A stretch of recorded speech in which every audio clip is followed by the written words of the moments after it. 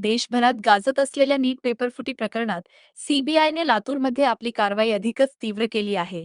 अटकेत असलेले बालरोगतज्ञ डॉक्टर मनोज शिरुरे यांच्या नातेवाईकांच्या निवासस्थानी सीबीआयच्या पथकाने आज अचानक छापा टाकला.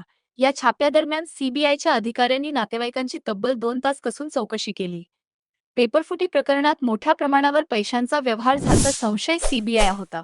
त्यानुसार टाकण्यात आलेल्या या छाप्यात सीबीआयने काही संशयास्पद रोख रक्कम ताब्यात घेतली आहे. मात्र नेमके किती पैसे जप्त करण्यात आले आहेत याचा आकडा अद्याप अधिकृतपणे समोर आलेला नाही. या नव्या कारवाईमुळे लातूरात पुन्हा एकदा प्रचंड खळबळ उडाली आहे. याचा आढावा घेतला आहे आमचे प्रतिनिधी सुनील कुमार यांनी.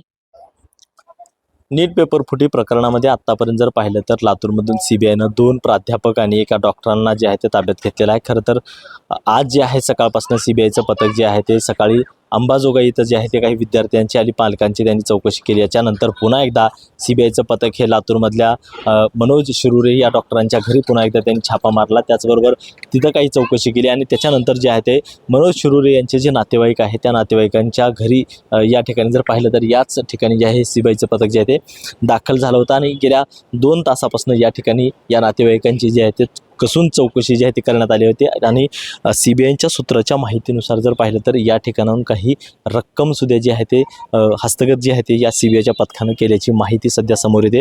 खरं तर एकूण किती रक्कम हस्तगत केली या सर्व छाप्यामध्ये अजून तरी कळाले नसले तरी मात्र या छाप्यामध्ये या मनोज शिरुरे यांच्या नातेवाईकांकडून सीबीआयनं जे आहे ते काही रक्कम जी आहे ते हस्तगत केलेली आहे आणि आता त्याचा जे आहे ते त्या तपास करत आहेत की हे इतके पैसे जे आहेत ते नेमकं कुठून आले, काय आले किंवा हे नीट पेपरफुटी प्रकरणामधल्या काही आर्थिक व्यवहार केल्याचे पैसे आहेत का याचा सुद्धा पोलीस सीबीआय जे आहे ते तपास करताना पाहायला मिळतं. एकूण जर पाहिलं तर गेल्या अनेक दिवसापासून जर पाहिलं तर सीबीआयचं पथक हे लातूरमध्ये थांड मांडून बसलेलं आहे. वेगवेगळ्या अँगलनं जे आहे ते तपासणी करत आहे. अनेक डॉक्टरांची त्यांनी चौकशी केली आहे. त्याचबरोबर पाल्य असतील, पालक असतील यांची सुद्धा जी आहे ते चौकशी सीबीआयकडनं जी आहे ते केली जात आहे. त्यामुळं आता सीबीआयचं पथक जे आहे ते कुठंतरी ॲग्रेसिव्ह जे आहे ते झालेलं आहे यामध्ये आणि वेगवेगळ्या अँगलनं जे आहे ते सीबीआयचं पथक जे आहे ते कुठंतरी आता तपास करताना पाहायला मिळते.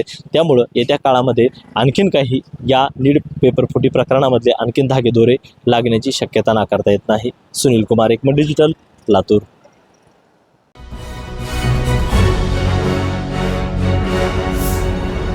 Thanks for watching Ekmat Digital.